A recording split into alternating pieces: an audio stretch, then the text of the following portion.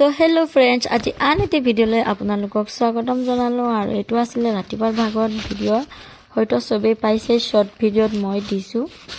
আৰু ফ্ৰেণ্ডছ, মই ৰাতিপুৱাৰ ভাগত তাৰপৰা যোৱাকালি থাকিলোঁ তাতে। তো তাৰপিছত আহিলোঁ। মই অহাৰ পিছত মোৰ সোনা পাপাক গা চা ধুৱাই খুৱাই বুৱাই থৈ গৈছোঁ। তাৰপিছত এয়া মই আকৌ যাবলৈ হ'ল, গৈ আছোঁ আকৌ ইয়াত। তাৰপিছত এয়া আমাৰ গাঁৱৰ নামঘৰ, ভাল লাগে আহাজত নামঘৰকেইটা দেখাবলৈ। তাৰপিছতো এয়া মই অকলে গৈ আছোঁ। আজিতো কাপোৰ কানি অনা নাই, সেইটো কাৰণে আৰু নাইট শ্বুটে লগাইছোঁ আৰু লগত নাইটি লৈ গৈছোঁ। তাতে যিহেতু অকণমান কাম আছে, যদি ইয়াৰ পৰা মই গা ধুই যাওঁ আকৌ গা ধুব লাগিব। যিহেতু ঠাণ্ডা দিনত 2-3 বাৰ গা ধুব নোৱাৰে, তো সেইটো কাৰণে। আৰু সিহঁতৰ ঘৰতে কাপোৰ কানি অকণমান ধুবলৈ আছে। তাৰপিছত এয়া চাওকচোন গাঁৱৰ পৰিৱেশ কি ধুনীয়া হয়নে নহয়। এতিয়াৰ দিনততো আৰুৱে ধুনীয়া লাগে, নৰা ধান একদম পূৰা বহুতেই ভাল লাগে। তো এয়া আমাৰ এই গাঁও, সেইফালেদি ৰাস্তা আছে, ধুনীয়াকৈ দেখুৱাই দিছোঁ আৰু আপোনালোকক। তাৰপিছত এইখিনি অহাখিনি অকণমান পাছত এইখিনি মানুহ বহি আছে অকণমান, এই গাঁৱৰ মাইকীবিলাক আৰু বিয়নী মেল পাতি আছে। তাৰপিছত এয়া সিহঁতৰ ঘৰ উঠিছোঁ আহি কিনে। এয়া হৈছে গাঁৱলীয়া পৰিৱেশৰ হৈছে ঘৰ।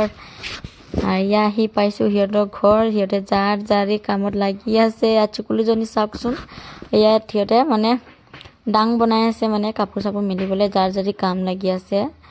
ময়ো আহিলোঁ, সেয়া অকণমান ময়ো ভিডিঅ' চিডিঅ' কৰি ৰাখিলোঁ। তো তাৰপিছত আৰু মোৰ কাপোৰ ধুবলৈ আছিলে, এগাল কাপোৰ আছে। তো পেহীয়ে ধুবলৈ দিছে কাপোৰখিনি। তাৰ আগতে মই চোতালত ইয়াত খৰি ফালা আছিলে, খৰি ফালা টুকুৰা টুকুৰি জাবৰবিলাক মই পিনি এতিয়া উঠাই আছোঁ গামলাটোত। ৰাতিপুৱা সাৰি থৈ গৈছিলোঁ, পেলাবলৈ সময় নহ'ল, এতিয়া আহি পেলাই দিছোঁ। ইয়াত টুকুৰা টুকুৰি জাবৰবিলাক দেখিছে নহয়, সেইবিলাক আৰু সিহঁতে কৈ আছে যে জুই ধৰিবৰ কাৰণে ৰাখি দে, ইমান হেৰি কৰিব নোৱাৰোঁ, ডাইৰেক্টলি ধৰি কিনে পেলাই দিছোঁ। আৰু ইমানেই ঠাণ্ডা, ছাইডেদি বুজিয়ে পাইছে চাওক, ৰ'দৰ কোনো ঘামেই নাই, পূৰা কুঁৱলী পৰি আছে। কিন্তু আৰু তথাপিও আৰু উপায় নাই, কাম কৰিব লাগিব। সিহঁতৰ ঘৰত কাম কৰা যিহেতু মানুহ নাই। আৰু ভিডিঅ'টো এডিটিং কৰা অকণমান পলঙে হৈ গৈছে, যিহেতু ইয়াত ধুনীয়া মানুহ বেকগ্ৰাউণ্ডত একদম পূৰা বেয়া শব্দ আহে। তো তাৰপিছত সেয়া কাপোৰ মই 2 বাল্টিং কাপোৰ উলিয়াই দিছোঁ। এই বিচনাখনৰ ওপৰতে ধুম এতিয়া ধুনীয়াকৈ। চিনটেক্সত মটৰৰ পৰা যোৱাৰ সময়ত পানী ধৰি থৈ গৈছিলোঁ।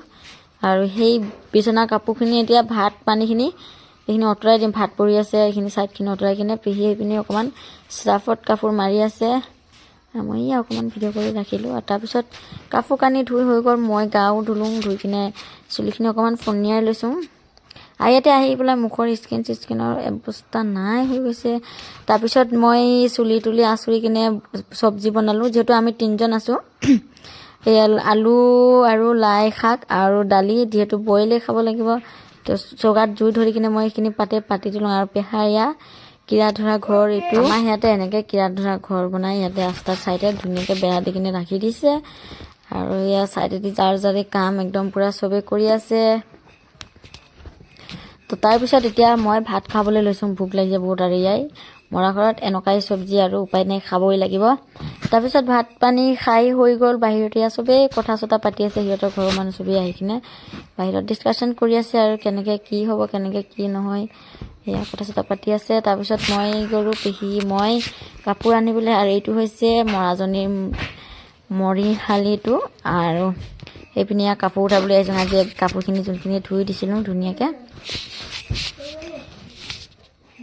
তো আজি ভিডিঅ'টো ইমানেই আছিলে, চাই কেনেকুৱা পালে ক'বলৈ নাপাহৰিব। আজিলৈ আহিছোঁ, বাই বাই।